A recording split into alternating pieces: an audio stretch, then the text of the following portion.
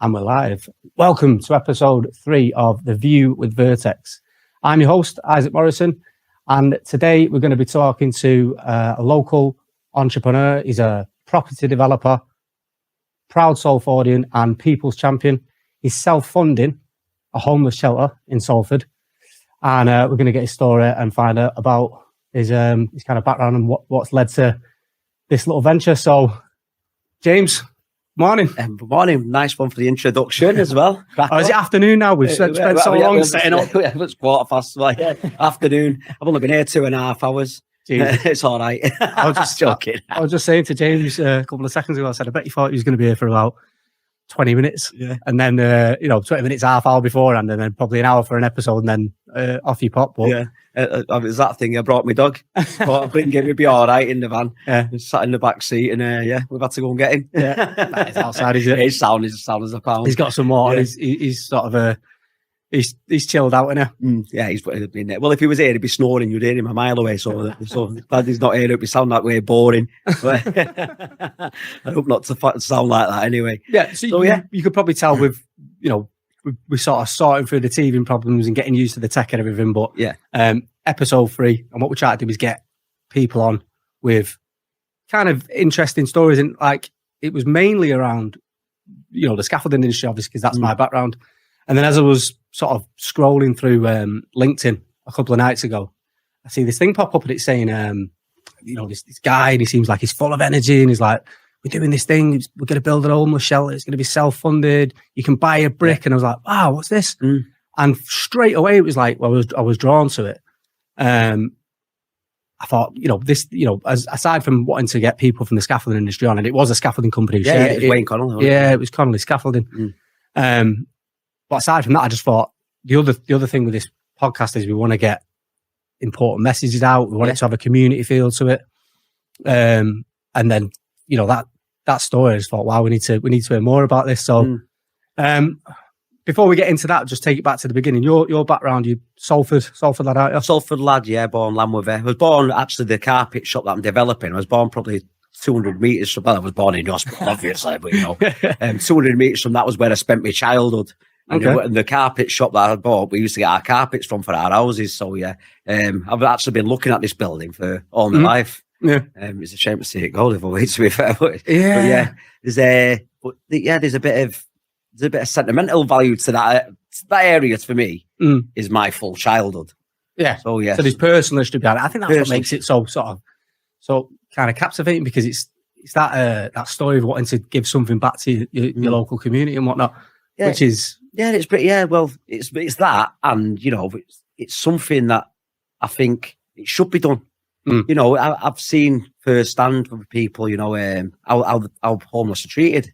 Yeah. It's not, they're like, I wouldn't say they're palmed off, I'd say, but they're put in hostels, and hotels and things like that. Yeah, it's kind of, I suppose there's a sense of maybe out of sight, out of mind. If we can get them off the streets, they're not seen. Job done kind of thing, which is like, that's the tip of the iceberg, and there's so much more that needs to be done on top of that, which we're going to get to, because it's, as you've said, and you said in a lot of the posts that you've done on social media, it's not just your average homeless facility. It's going to be much more than that. A place where people can develop life skills. Yeah. But sort of back to your kind of early days growing up around Salford. I mean, I'm a Moston lad, so I guess it's around about the same thing. Yeah, similar kind of experience. I would guess.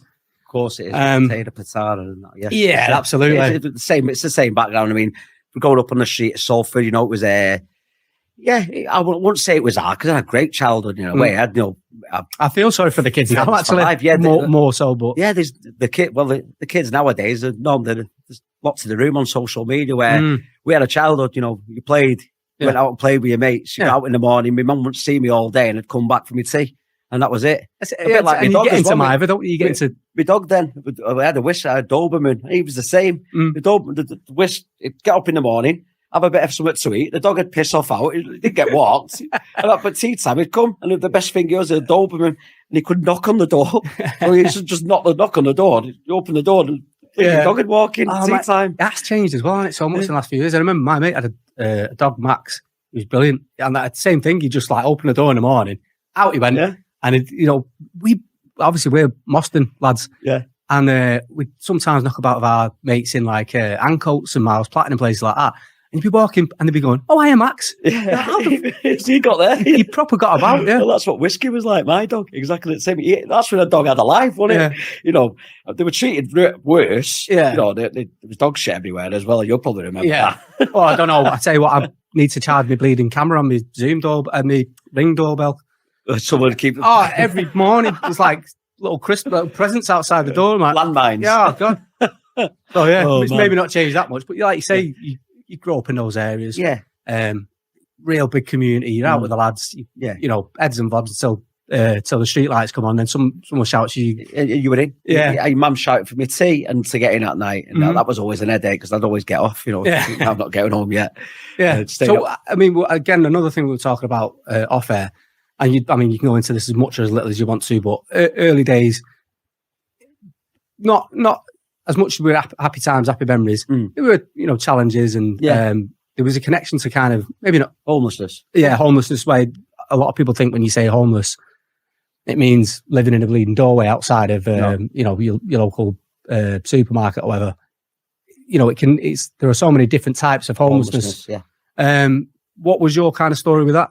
Well, basically, I was diagnosed with ADHD. It was probably a few years back, but I've had it all my life. You know, when I was a young boy, a teenager, I used to knock my head on a pillow to go to sleep. Yeah. So that's how hyperactive I was, and that's exactly what I've done. And you know, I had to see counsellors for it in my teenage years. And this is back in the days when you're just a naughty kid. I was just a naughty. Yeah, it wasn't ADHD. I was saying, by the way, just off camera, James is 46. I had no idea. I thought it was like similar age to me. It was like, and when he told me, it was like, he said, you know, this was in the 80s when I was growing up. I was like, that's what I was born in the 80s. Do you know what I mean? So thank you for that. Fair play. I'll give you a compliment on camera. You, cheers. That'll do. I'll have that. But yeah, so I had impulsive behaviour. It was just in the 80s. There was no ADHD. You're a naughty kid, and that's it. So my dad was just thinking, slapping me about a bit because that's what dad's done then in the 80s. Yeah. It wasn't like it was my mum with me. She was the discipline in our house, but it was normal. Do you know what I mean? Well, I think both of them. You know, I was getting more wingers than most people anyway. That's for certain because I just had this behaviour. It was just naturally naughty, or naturally. You know, I went against the grain constantly, and